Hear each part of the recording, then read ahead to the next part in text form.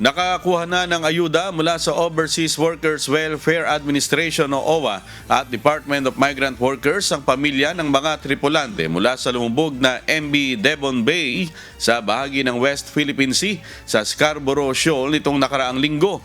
Ayon sa OWA, bukod sa financial assistance, tinutulungan din ang mga ito sa repatriation at pakikipag-ugnayan sa kanilang mga manning agency. Minamadali na rin ang mga proseso upang matulungan ang mga ito na makauwi sa kanilang mga probinsya. 15 tripulante ang matagumpay na nasagip at nagtamo lamang ng minor injuries. 2 ang kumpirmadong nasawi habang 4 pa ang nawawala at patuloy na hinahanap ng mga otoridad.